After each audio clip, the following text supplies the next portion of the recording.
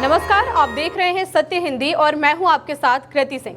आइए रुक करते हैं इस वक्त की बड़ी खबरों की ओर। झारखंड के देवघर में मंगलवार सुबह बड़ा हादसा हो गया। जमुनिया जंगल के पास कांवड़ियों को ले जा रही बस गैस सिलेंडर से भरे ट्रक से टकरा गई। टाइम्स ऑफ इंडिया के मुताबिक टक्कर इतनी जोरदार थी कि अब तक 18 कांवड़ियों की मौत की खबर सामने आई है, जबकि कई गंभीर रूप से घायल हैं। हादसा सुबह करीब 4:30 बजे हुआ। बस में सावन महीने में कांवड़ यात्रा पर निकले शिव भक्त सवार थे। घायलों को पास के अस्पतालों में भर्ती कराया गया है। देवघर के सांसद निशिकांत दुबे ने 18 मौतों का दावा किया है और दुख जताया है। हालांकि पुलिस अभी इसकी पुष्टि नहीं कर पा रही है। प्रशासन ने राहत बचाव तेजी कर दी है। भारतीय नर्स निमिषा प्रिया की फांसी टलने की खबरों को विदेश मंत्रालय ने खारिज कर दिया है। मंत्रालय ने साफ कहा है कि यमन में निमिषा की फांसी रद्द होने की जो बात फैलाई जा रही है वो बिल्कुल सही नहीं है। फिलहाल केस में कोई अंतिम फैसला नहीं आया है। केरल की रहने वाली निमिषा पर 2017 में यमनी नागरिक की हत्या का आरोप है और उन्हें 2020 में मौत की सजा मिली थी।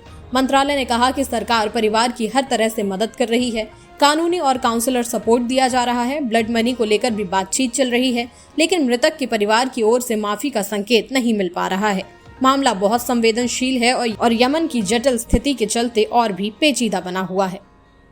केंद्रीय मंत्री चिराग पासवान ने कहा है कि वो बिहार विधानसभा चुनाव लड़ना चाहते हैं। जब ANI ने उनसे पूछा कि क्या वो चुनाव लड़ रहे हैं, तो उन्होंने साफ कहा, मेरी इच्छा जरूर है, मैं जरूर चाहता हूँ।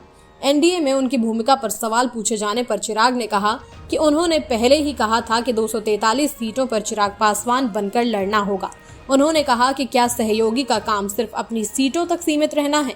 क्या मैं भाजपा या JDU की सीटों पर प्रचार ना करूं? चिराग ने यह भी कहा कि मेरे हर शब्द में उन्हें बगावत दिखती है, लेकिन अगर बातों को पूरा सुन लिया जाए तो सब साफ हो जाएगा। उन्होंने हर सीट पर प्रचार करने का इरादा जताया। मुख्यमंत्री ममता बनर्जी ने 28 जुलाई को बंगाली प्रवासी मजदूरों के समर्थन में सड़कों पर उतरते हुए अपील की कि वे राज्य में लौट आएं। उन्होंने भरोसा दिलाया कि सरकार उन्हें काम देगी और जरूरत पड़ी तो कोविड जैसे ट्रेनों का इंतजाम भी करेगी। ममता ने कहा कि हमारे पास एक रोटी होगी तो बांट लेंगे। उन्होंने बीजेपी पर बंगालियों और अल्पसंख्यकों को बाहर के राज्यों में सताने का आरोप लगाया। बोले कि अगर हम सबको जगह दे सकते हैं तो और राज्य क्यों नहीं।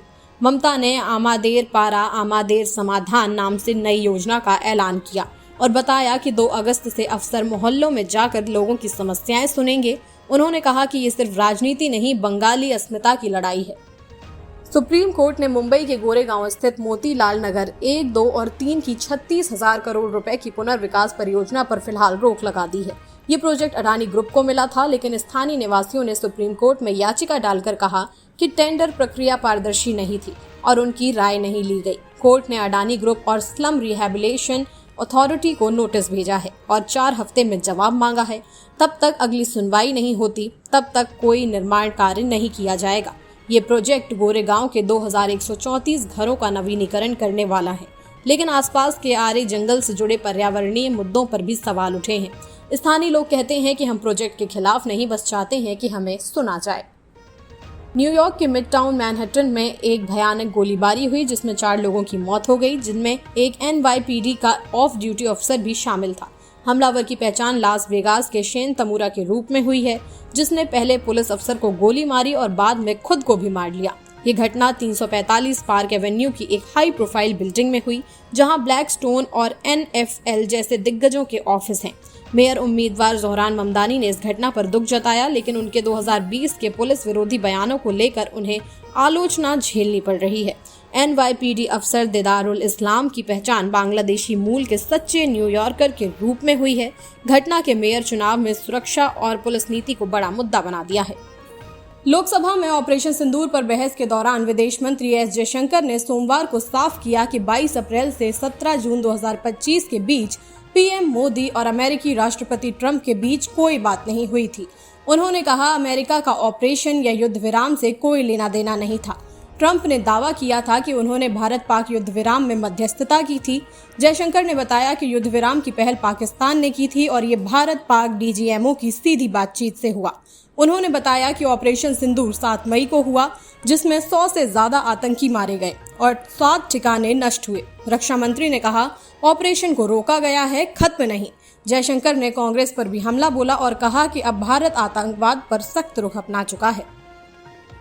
महाराष्ट्र सरकार ने सोमवार को सरकारी कर्मचारियों के सोशल मीडिया इस्तेमाल को लेकर नए सख्त नियम जारी किए हैं। अब कोई भी कर्मचारी सरकारी नीतियों की आलोचना नहीं कर सकेगा और बिना इजाजत गोपनीय जानकारी शेयर करना मना होगा। ये नियम राज्य के साथ साथ स्थानीय निकाय, निगम, बोर्ड और कॉन्ट्रैक्ट पर काम कर रहे कर्मचारियों पर भी लागू होंगे। नए दिशा निर्देशों के मुताबिक कर्मचारी व्यक्तिगत और ऑफिशियल सोशल मीडिया अकाउंट अलग रखें, सरकारी संपत्ति की तस्वीर ना डालें और किसी राजनीतिक या निजी कारोबार का समर्थन ना करें।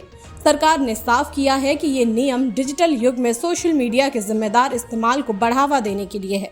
नियम तोड़ने पर महाराष्ट्र सिविल सेवा नियमों के तहत कार्रवाई होगी। ये कदम सोशल मीडिया पर बढ़ती आलोचना को रोकने के लिए उठाया गया है। सोमवार को श्रीनगर के दाचीगाम नेशनल पार्क के पास एक मुठभेड़ में 3 पाकिस्तानी आतंकवादी मारे गए। इनमें सुलेमान शाह उर्फ मूसा भी था, जिसे 22 अप्रैल के पहलगाम आतंकी हमले का मास्टरमाइंड माना जाता है। इस हमले में 26 लोग मारे गए थे, जिनमें ज्यादातर पर्यटक थे। ऑपरेशन महादेव नामक इस अभियान में भारतीय सेना, सीआरपीएफ और जम्मू कश्मीर पुलिस शामिल रही। मुठभेड़ दाचीगाम के ऊपरी जंगलों में हुई और करीब 17 दिन की तलाश के बाद आतंकियों को मार गिराया गया। सुरक्षा बलों को भारी मात्रा में हथियार और गोला बारूद मिला, जिससे अंदेशा है कि आतंकी एक और हमला करने की योजना में थे। इस कार्रवाई से हमले में मारे गए लोगों के परिवारों को थोड़ी राहत मिली है। सुलेमान की तलाश पर 20 लाख रुपए का इनाम भी घोषित था। तिरुनेलवेली, तमिलनाडु में रविवार को एक 27 वर्षीय दलित सॉफ्टवेयर इंजीनियर कविन सेल्वा गणेश की दिन दहाड़े हत्या कर दी गई। आरोपी 21 वर्षीय सुरजीत एक पुलिस दंपत्ति का बेटा है और कथित तौर पर अपनी बहन सुभाषिनी के दलित प्रेमी से नाराज था।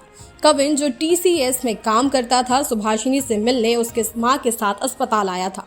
सुरजीत उसे बात करने के बहाने ले गया और रास्ते में हंसिए से हमला कर दिया। पुलिस ने सुरजीत को गिरफ्तार कर लिया है और उसके माता पिता पर भी मामला दर्ज हुआ है। कविन के परिवार ने शव लेने से इनकार कर दिया और आरोपी अधिकारियों के खिलाफ कड़ी कार्रवाई की मांग की। इस घटना के बाद जिले में विरोध प्रदर्शन और आक्रोश का माहौल है।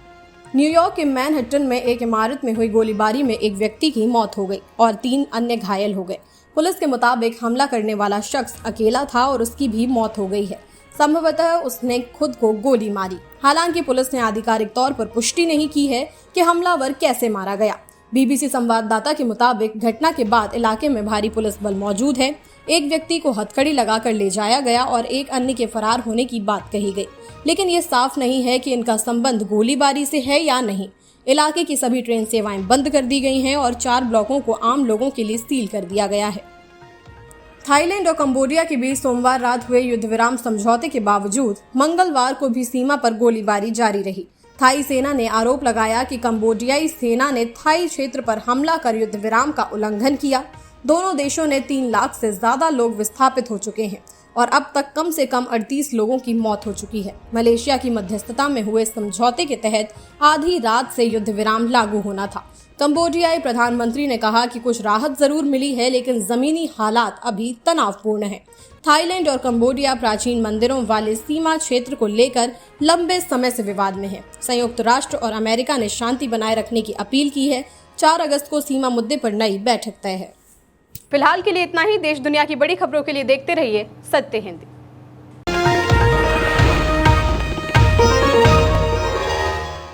Copyright disclaimer under Section 107 of the Copyright Act 1976. Allowance is made for fair use for purposes such as criticism, comment, news reporting, scholarship, and research. Fair use is a use permitted by copyright statute that might otherwise be infringing.